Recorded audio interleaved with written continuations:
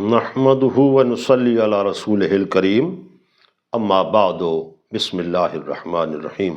معزز و محترم سامعین کرام، حضور امام الانبیاء صلی اللہ تعالیٰ علیہ وسلم کا فرمان عالی شان سنیے۔ یہ جو فقر و فاقہ کا بہانہ بنا کر عام لوگوں اور در بدر لوگ پھرتے ہیں اور مانگتے ہیں، ایک حدیث پاک کا مفہوم یوں ہے کہ جس نے اپنے اوپر سوال کا دروازہ کھولا، اللہ اس پر فقر کا دروازہ کھول دیتا ہے۔ اور اس حدیث پاک میں بھی اللہ کے نبی صلی اللہ علیہ وسلم نے وضاحت کے ساتھ ارشاد فرمایا ہے۔ عن ابن الفراسی، یہ ایک صحابی ہیں جن کو ان کے والد کی نسبت سے فراسی کہتے تھے۔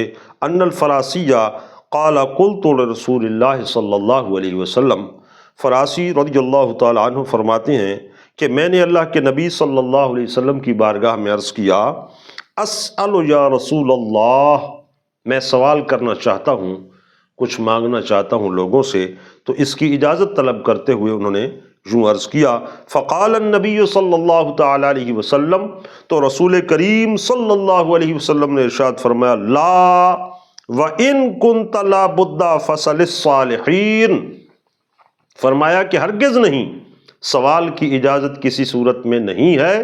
صبر کرنا اللہ تعالیٰ کو پسند ہے، اور اللہ تعالیٰ صبر کرنے والوں کو بہت ہی زیادہ اجر عطا فرماتا ہے۔ انما یوفی الصابرون اجرہم بغیر حساب، اللہ کا قرآن ارشاد فرماتا ہے۔ اور فرمایا کہ اگر تمہارے لیے بہت ہی مجبوری کی کیفیت صورت بن جائے کہ سوال کرنا لابدی امر ہو اور ضروری امر ہو، تو پھر صالحین اور پرہیزگار متقی اور نیک لوگوں سے مانگ سکتے ہو۔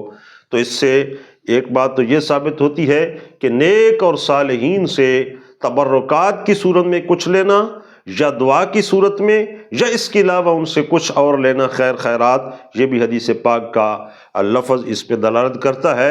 اور یہاں چونکہ بھیک مانگنے کی بات چل رہی تھی، تو اس کے متعلق بھی اللہ کے نبی صلی اللہ علیہ وسلم نے صالحین اور مقربین بارگاہ الہ کو کہا کہ ان کی بارگاہ سے مانگ سکتے ہو، اس لیے کہ اس میں چند فوائد ہیں۔